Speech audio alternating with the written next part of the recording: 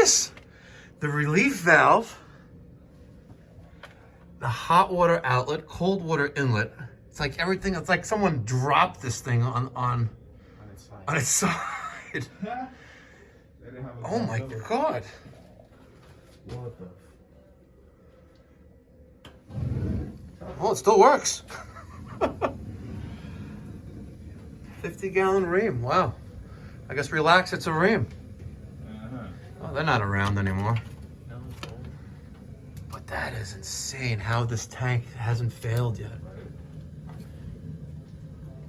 At least it's drafting. I don't feel any. All right, so we have a gas water heater and we have a oil-fired steam boiler with one hydronic zone.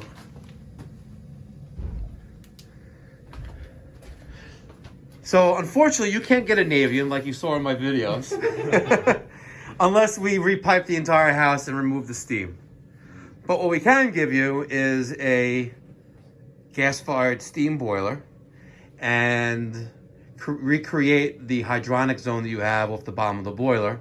And there's two ways of doing that. Number one, which is using the water from the bottom of the boiler now, because there's water there, and that circulator pumps it away, heats that zone, and then the return water comes back, which is right there. The only problem with this is that on an older house that has steam, you know, that 100-year-old gas pipe, 100-year-old steam piping is slowly corroding away, and chunks of and pieces of steel are returning back to the boiler.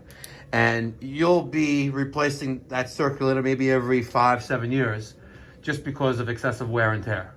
Even if you flush this thing out, you know, weekly, which is excessive, you know, you should do it monthly, you're gonna have a problem with that. So alternatively, we can add a heat exchanger, which is adding a closed loop just on the boiler side with a circulator, and on the other side of this heat exchanger is the zone. So this heat exchanger protects the circulator. However, when you do the math, it's not cost effective. You know, you're gonna add $2,500 to the cost of the job to add that heat exchanger, that brazed plate heat exchanger, add the circulator, add the pressure reducer, add all the components that a normal hydronic boiler would get to save the life of a circulator. Not cost effective. So your gas meter is outside or inside? All right. We have 3/4 leaving. We have a 275 meter. What do you have running on gas right now? Stove and Okay. So fortunately, it doesn't really matter, but your gas meter can handle the addition of a boiler with the water heater, you know, maintaining a water heater and maintaining a stove. You can even throw in the dryer if you wanted to, because the meter is rated for 275,000 cubic feet an hour, so you'll be fine. So let's get